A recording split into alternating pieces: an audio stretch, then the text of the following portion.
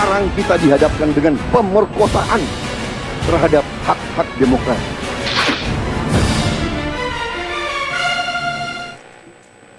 Jadi kesimpulannya tidak ada keberatan. Berarti sudah benar. Pekerjaan saudara sudah benar gitu. Dan inilah suasana sidang di Dewan Kehormatan Penyelenggara Pemilu. Terlihat di sana ada sejumlah komisioner KPU mulai dari Sigit Pamungkas dan didampingi langsung oleh Ketua KPU Husni Kamil Manik. Baik, nampaknya masih juga terus mendengarkan ya apa yang disampaikan dari pihak teradu.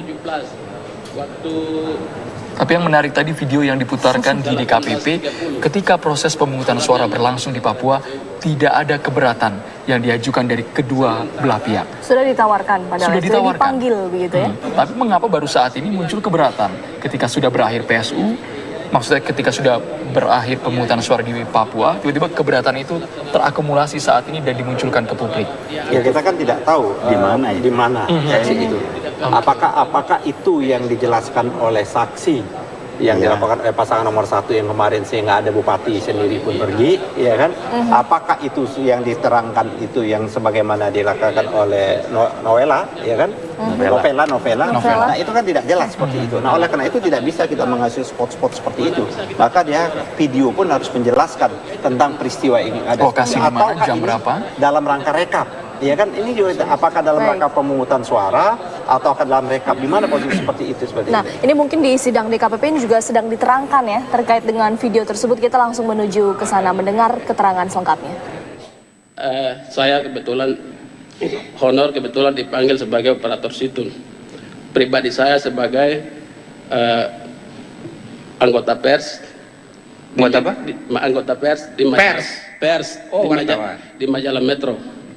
Wartawan tapi bukan PNS, tapi bekerja sebagai staf di operator situn, operator di KPU. Sudah berapa lama kerja di sini? Semenjak pilkada 2009 pileg ikut bantu sampai dengan pilpres kemarin. Sebelumnya kerjaan di mana? Sebelumnya sebagai wartawan. Gitu. Wartawan. Ya. Ada aktif di kegiatan politik? Tidak pernah aktif. Enggak ya? Hanya saja kebetulan selesai di ilmu pemerintahan dan politik. APDN? Ya, Sipol. Sipol di Ujen? Ya, secara teori sedikit-sedikit sudah tahu.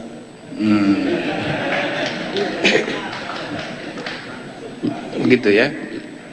Berapa banyak staf seperti saudara ini? Yang bukan PNS tapi aktif gitu? Banyak? Ada berapa orang? Betul, aktif. Berapa orang yang seperti dia ini? Sekitar 5. Tapi dia paling aktif? Aktif. Paling aktif? Iya. Lebih aktif dari ketua KPU ini. Jadi apa yang saudara mau jelaskan dengan itu? Hanya rekaman saya ini?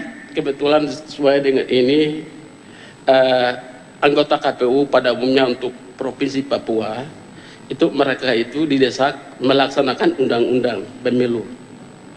Sementara di Mahkamah Konstitusi mengizinkan budaya setempat. Hanya ini sebagai bahan masukan bagi majelis. Interupsi. Ya. Kami kira yang dibahas dia itu masalah Mahkamah Konstitusi gara-gara saksi kemarin kan. Yuk di Mahkamah Konstitusi saja nanti bicara. Itu saja majelis, saya mohon. Iya. Oke, jadi ini melengkapi isi yang mulia karena di sini ada kuasa hukum. Tunggu dulu.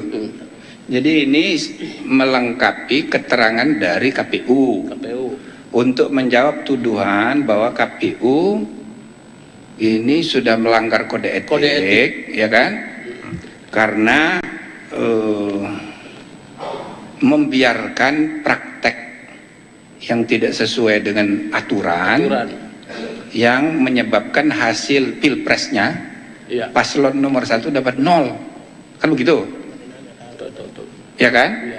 Lalu diselesaikan sudah oleh KPU pusat, tapi sebelumnya oleh KPU. Sidang kode etik di Dewan Kehormatan Penyelenggara Pemilu masih berlangsung dan saat ini sidang di Mahkamah Konstitusi juga masih berlangsung di mana mendengarkan saksi dari pihak Komisi Pemilihan Umum. Kita simak bersama bagaimana jalannya sidang di Mahkamah Konstitusi.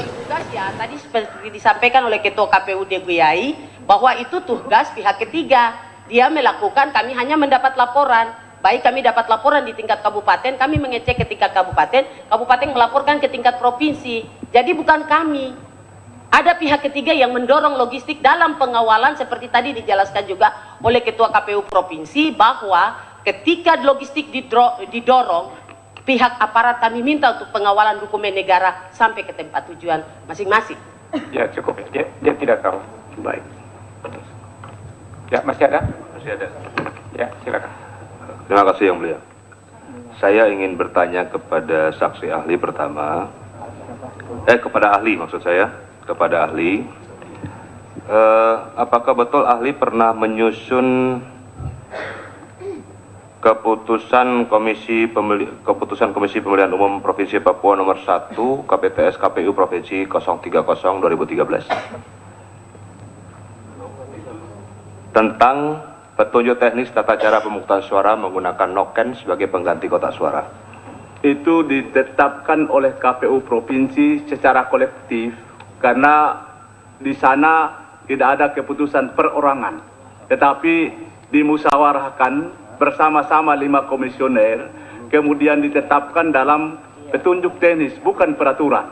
Karena kami tidak diberikan kewenangan untuk membuat sebuah regulasi berupa peraturan yang mengikat, tapi hanya petunjuk teknis. Bagaimana memperkecil kemungkinan-kemungkinan yang terjadi yang tidak sesuai dengan ketentuan. Jadi kami lakukan itu. Baik. Apakah ahli juga yang menyusun berita acara nomor 03 garing BA garing B15 garing 2013 bersama Ketua KPU Beni Sweni, Selviana, Ferry Karet, Cipto Wibowo?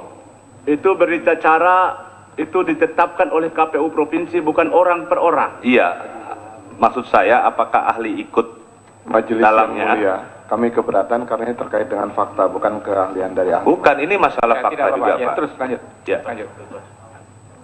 Itu ditetapkan oleh KPU Provinsi Papua. Ya, termasuk ahli kan? Termasuk salah seorang anggota KPU di dalamnya. 5 menetapkan bersama-sama dan ditandatangani bersama-sama. Yang saya tanyakan apakah ahli ikut di dalamnya? Kami ikut di dalamnya. Terima kasih. Kemudian saya ingin tanyakan, dalam sistem noken, siapa yang dibolehkan untuk membuka menghitung surat suara dalam noken tersebut? Dalam sistem noken, kami tadi dari awal sudah jelaskan bahwa di lapangan itu bervariasi. Ada yang dilakukan di dalam noken ini dilakukan oleh KPPS, tapi ada yang dalam noken itu oleh masyarakat setempat, katakanlah itu sistem ikat, itu langsung disampaikan kepada PPS. Kemudian PPS membuat berita acara, kemudian dilanjutkan secara berjenjang.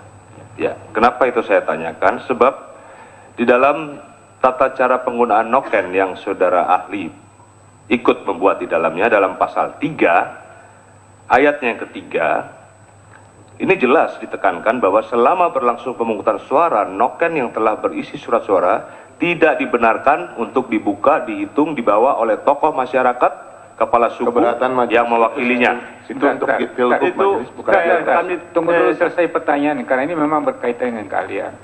Jadi sebentar Pak, saya belum selesai Pak. Ya, tidak dibenarkan untuk dibuka, dihitung, dibawa oleh tokoh masyarakat, kepala suku yang mewakilinya. Isi noken hanya dapat dibuka dan dihitung oleh petugas KPPS. Ini peraturan tata cara penggunaan noken yang ahli buat bersama KPU. Tolong jelaskan ahli. Ya, silakan. Kami ralat tadi bukan peraturan, tapi itu petunjuk teknis. Kemudian petunjuk teknis itu hanya berlaku sekali saja pada saat pemungutan suara gubernur pada pemilu 2013 kemarin. Bukan berlaku untuk pilpres yang sekarang ini. Jadi kami kira pertanyaannya tidak pas dan tidak klop karena sekarang terkait dengan pilpres bukan pemilu gubernur dan kami tidak punya kewenangan lagi untuk menyusun suatu petunjuk kepada KPU di tingkat bawah pada saat ini karena kami bukan komisioner KPU provinsi. Pertanyaan saya selanjutnya adalah Anda kan sebagai ahli, ya kan? Sebagai ahli kan? Ya, berpengalaman dalam pemungutan suara. Oke lah, ya, ahli. Silakan. Nah, pertanyaan saya, apakah ini berlaku secara dinamis atau statis dalam suatu pembukaan noken? Hanya berlaku satu kali pada pemilu kepala daerah pada saat itu. Jadi untuk juknis yang itu menurut ahli ini hanya berlaku untuk khusus untuk pilgub. Pilgub pada saat itu. Ya. Karena bukan KPU yang sekarang. Ya, silakan lanjut pertanyaan lain. Ya, ini perlu kami sampaikan yang mulia karena dalam permohonan kami tidak mempermasalahkan sistem noken. Yang kami permasalahkan adalah proses yang terjadi. Katanya ada noken, tapi ternyata tidak ada noken dan rekapitulasi dilakukan di kabupaten atau distrik. Ini yang kami permasalahkan. Ya, fakta itu nanti diajukan ke mahkamah sebagai bukti, akan dinilai oleh mahkamah. Ya. Baik, Ketua. Kemudian saya ingin bertanya kepada Ketua KPUD Provinsi. KPU Provinsi ya. Ketua KPU Provinsi Papua. Papua ya, Papua. Saya ingin nama dari Ketua KPUD Puncak Jaya siapa, Pak? Ingat KPU Kabupaten Puncak Jaya. Yang mulia mungkin saya lupa karena cukup banyak 29 KPU Kabupaten Kota. Kalau Tolikara? Osea Ginungga. Ya Hukimo? Ini untuk apa? Karena begini yang mulia, saya perlu menanyakan ini karena ketua-ketua KPUD tersebut saat ini sebagai tersangka. Ya, dalam kasus pidana pileg kemarin, sehingga kalau mereka menandatangani rekapitulasi tidak relevan majelis karena relevan. Yang mulia perlu kita belum ada putusan yang berkekuatan hukum proses tetap. sidangnya belum selesai, Pak. Belum ada putusan di pengadilan. Saudara saksi sebentar. Jadi ini mulai di sini ya. Jadi saudara tanyakan saja. Ya, tidak usah tanya kepada nama apa saja. Saudara mengkonfirmasi saja. Informasi itu apakah benar itu tersangka? Ya tanyakan saja. Baik ya? Yang mulia. Terima kasih. Ya, saudara saksi sekali lagi, apakah betul para ketua KPUD yang saya sebutkan tadi statusnya sebagai tersangka? Baik, yang mulia mungkin saya perlu klarifikasi ya, bahwa proses ini. Apakah betul yang saya tanyakan? Iya, saya juga bisa jawab. Saya menjawab. Tunggu dulu ya, saya menjawab. Lewat pemilihan pileg kemarin ada sedikit kesalahan yang didorong oleh teman-teman kita Bawaslu bahwa telah terjadi kesalahan yang dilakukan oleh teman-teman kita KPU Kabupaten Kota sehingga didorong kepada Kekumdu dalam pemeriksaan berita acaranya dan sampai pada hari ini proses sidang di pengadilan yang menyatakan bahwa mereka bersalah belum ada. Sehingga kami sebagai Ketua KPU Provinsi Papua kami belum bisa memberikan jaminan bahwa mereka salah di dalam pengambilan keputusan rekapitulasi di tingkat KPU Kabupaten Kota. Ya, ini kenapa saya tanyakan dan kami mendapatkan dari Direktorat Reserse Kriminal Umum Polda Papua nama-nama tersebut. Ya, saya juga punya.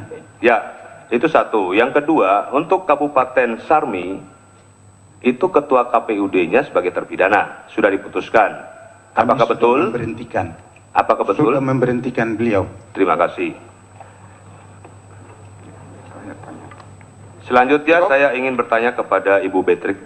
Terima kasih Ketua KPUD Provinsi.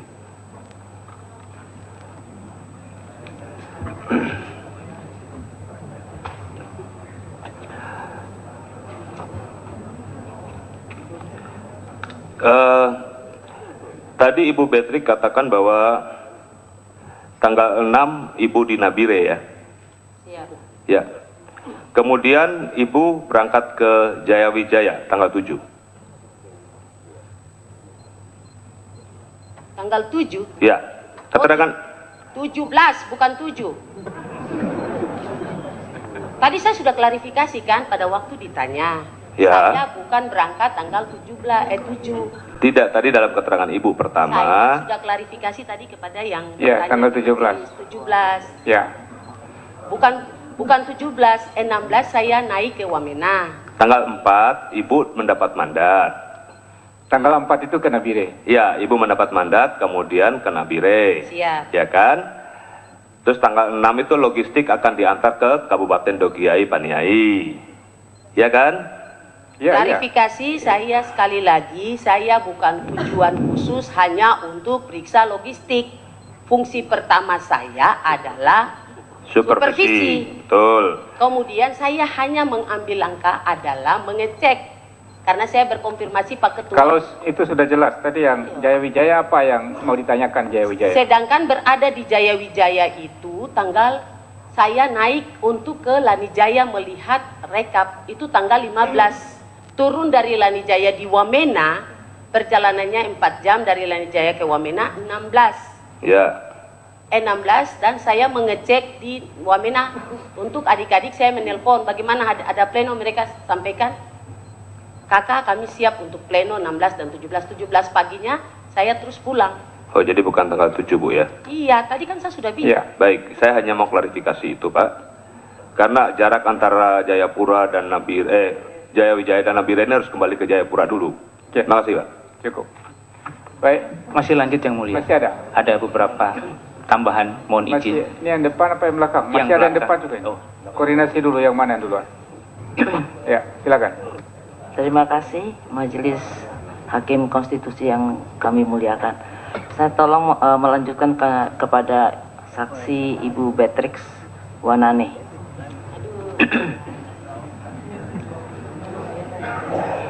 Ya, kalau tidak salah tadi Ibu mengatakan bahwa masalah proses pilpres dan logistik semuanya beres, tidak ada masalah ya.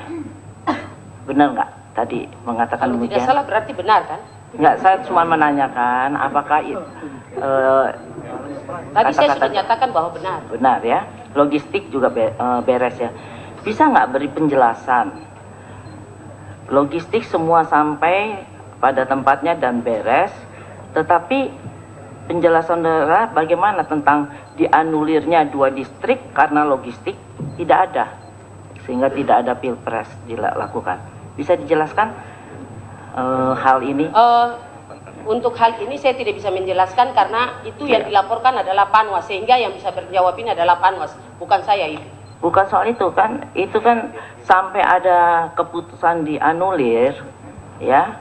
Tentunya kan ada proses kan Panwasnya fakta. yang Tunggu. Ibu tenang-tenang aja jawab saya. Saya juga bertanya juga pelan-pelan. Yang saya tanyakan, tadi kan Ibu bilang beres, logistik sampai semua sesuai dengan laporan dan segala rupa, ada yang dilihat dengan mata kepala sendiri.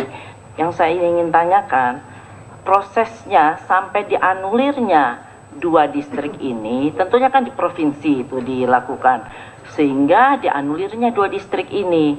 Tentu Ibu bisa menjelaskan kepada kami semua, karena Ibu bilang sampai logistik, sedangkan proses anulir ini bukan karena logistik tidak ada. Tolong dijelaskan. Keberatan majelis ini sudah disampaikan. Jadi sebenarnya begini, tadi KPU Kabupaten Dogiai ya mengenai 2 itu, dan juga sudah dijelaskan pada saat rekapitulasi. Ini saya merimain saja, mengingat kembali saja penjelasan dari saksi-saksi ini, bahwa untuk 2 itu tidak bisa dilaksanakan PSU atas rekomendasi karena sudah sangat dekat dengan tanggal berakhirnya tanggal 19. Tidak boleh ada PSU setelah tanggal 19.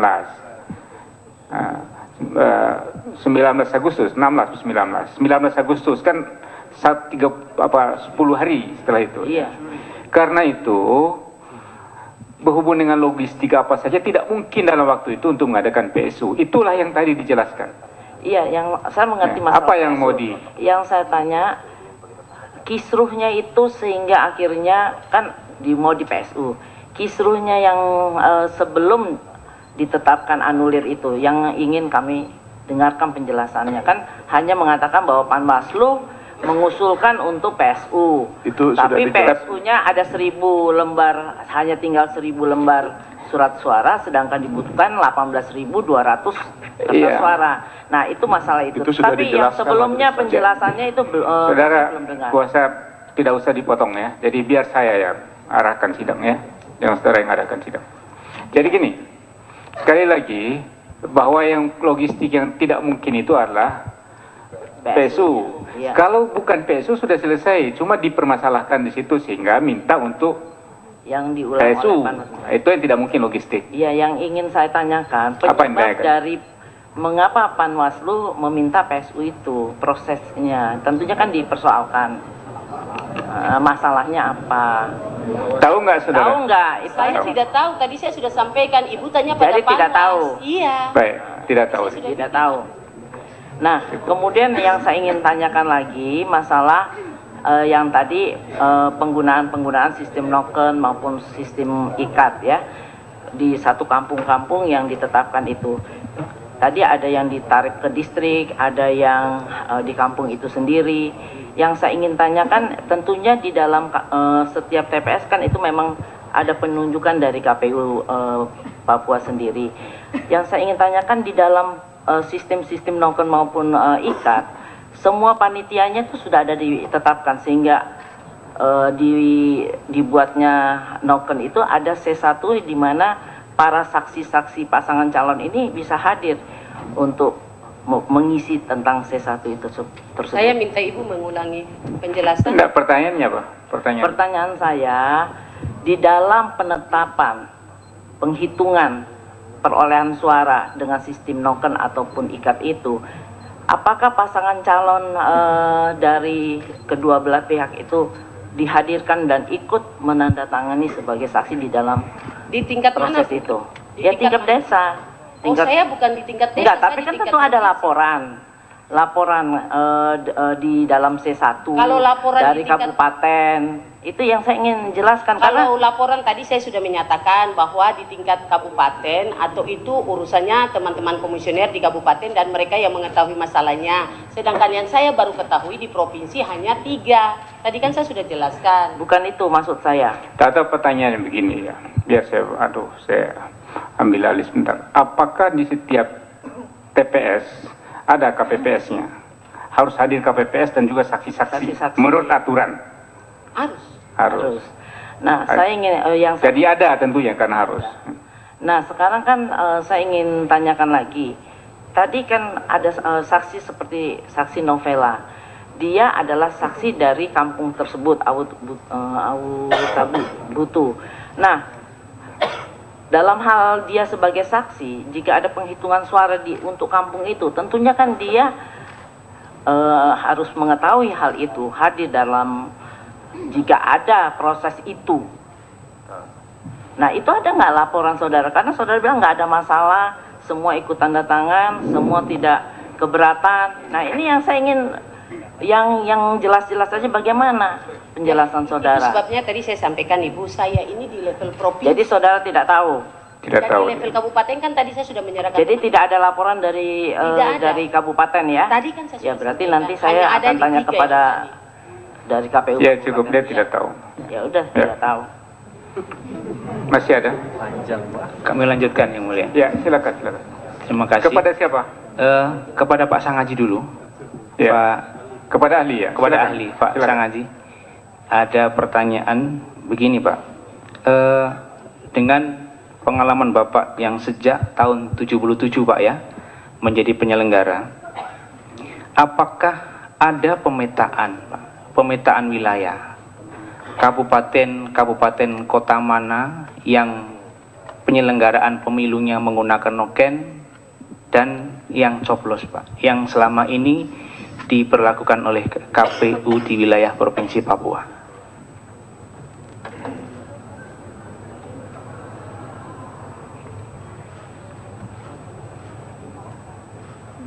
Pada saat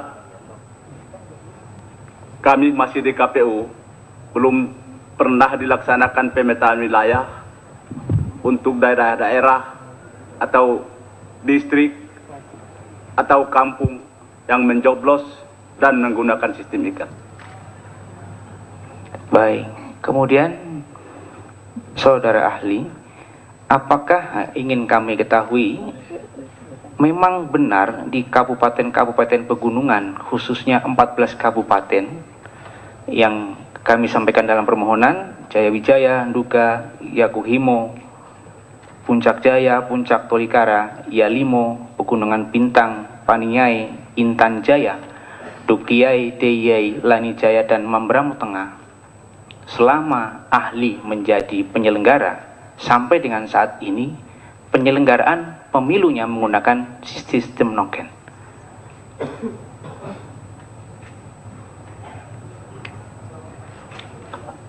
Bagaimana Pak Sangaji? Ya, dinyalakan dulu itu. Ya. Tadi dimatikan ya. Apakah benar ke-14 kabupaten yang kami sebutkan tadi, dari waktu ke waktu memang penyelenggaraan pemilunya menggunakan sistem noken? Pada saat kami menjadi penyelenggara pemilu, belum 14 kabupaten. 14 kabupaten ini baru pemekaran terhitung tahun 2001. Kemudian dulu hanya Paniai, di pedalaman itu hanya Paniai, Jaya Wijaya, hanya maaf kami ulangi, di pegunungan itu hanya Kabupaten Paniai, kemudian Kabupaten Jaya Wijaya, hanya 2 kabupaten. Selebihnya itu adalah pemekaran setelah otonomi khusus tahun 2001. Jadi pada saat ini pemekaran menjadi 29 kabupaten, itu pelaksanaan sistem joblos maupun ikat itu bervariasi. Pada saat kami menjadi penyelenggara di tingkat provinsi, di tingkat kabupaten kami beritahukan agar semua menggunakan kotak suara di ibu kota kabupaten. Di luar daripada ibu kota kabupaten tergantung kepada masyarakat setempat, namun kotak suara tetap disediakan. Pada saat ini kami tidak tahu persis karena kami berada di luar daripada penyelenggara pemilu. Kemudian pertanyaan berikutnya Pak Sangaji, meskipun itu ada kotak suara, coba ganti dulu mic petugas.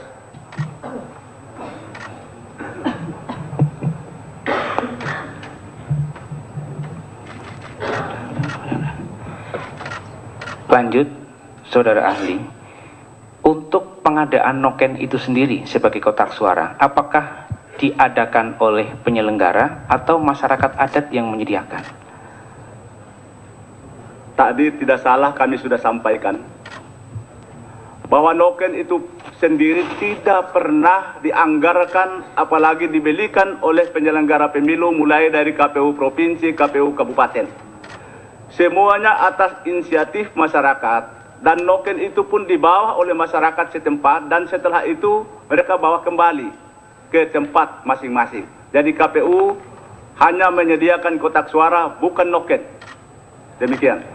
Baik, kemudian Pak saudara ahli, bagaimana pengamanan yang berlangsung selama ini terhadap proses pemungutan suara atau kesepakatan yang menggunakan noken, sementara suara itu masuk di dalam tas, nah, kemudian pengawalannya dengan melihat geografis yang sulit, mengirim logistik saja sampai 2 minggu. Nah, ketika dibawa dari kampung ke distrik, dari distrik ke kabupaten, apakah ya yang selama ini berlangsung KPU atau penyelenggara juga menyertakan saksi-saksi untuk selalu mendampingi atau mengawasi suara itu menjadi aman sampai dengan kabupaten? Penyelenggara mulai dari KPU provinsi sampai dengan kabupaten selalu memberikan pemberitahuan kepada kepada saksi pasangan calon untuk mengirimkan saksinya. Apakah ada saksi atau tidak, semua berpulang tergantung kepada pasangan calon masing-masing terkait dengan kondisi daerah di sana. apakah dia mampu jalan kaki 2-3 hari atau 1 minggu, itu semua berpulang kepada mereka. Jadi pada saatnya tidak ada saksi, bukan salahnya penyelenggara pemilu. Kemudian pengamanan dalam perjalanan, berita acara itu tergantung kondisi daerah, ada yang dibuat di TPS oleh KPPS, ada yang dibuat di PPS. Pengamanannya langsung, karena kalau terkait dengan noken itu langsung oleh yang melakukan kesepakatan tadi, itu langsung mengawasi sampai di tingkat distrik, sehingga semuanya dimasukkan dalam berita acara. Baik, pertanyaan kepada ahli, terima kasih. Kemudian cukup ya, kemudian ke Ketua KPU Provinsi, Pak Adam Arisoi. Pak Adam, pertanyaannya, apakah ada kabupaten yang pemilunya tidak serentak dilaksanakan? Ya, ini pertanyaannya paling kayak Yaukimo ya. Memang Yaukimo itu ada 7 distrik yang pada tanggal 8 sampai tanggal 9 itu tidak bisa didistribusikan logistiknya, dikarenakan geo dan cuaca yang tidak bisa kompromi pada waktu itu, sehingga pada tanggal 10 baru logistik didistribusikan ke 7 distrik tersebut. Baik, kemudian berikutnya saudara saksi, ketika pleno di provinsi, KPU menerbitkan SK rekapitulasi tingkat provinsi yang di dalamnya menyebutkan ada 2 distrik untuk pemilu susulan, betul Pak ya? Perlu saya jelaskan bahwa pemilu berlangsung tanggal 9 dan rekomendasi Panwas Kabupaten Dogiai tanggal 15 diterima oleh teman-teman KPU Kabupaten Dogiai tanggal 16. Peraturan di dalam PKPU 10 hari pelaksanaan PSU, dan logistik yang ada di Kabupaten Dogiai tinggal 1000 lembar surat suara, sedangkan kita harus membutuhkan sekitar 18.000 surat suara. Sudah dijelaskan berkali-kali. Iya, pertanyaannya singkat, apakah betul itu ada amar tentang atau keputusan tentang pemilu susulan, begitu Pak? Iya, saya perlu jelaskan bahwa bagaimana mungkin kita lakukan pemilu susulan, waktunya sudah tidak ada. Di dalam keputusan tersebut, keterangan saksi dari pihak Komisi Pemilihan Umum masih terus berlanjut di Gedung Mahkamah Konstitusi. Kami akan terus melanjutkan bersama rekan kami yang berbeda, Dewi.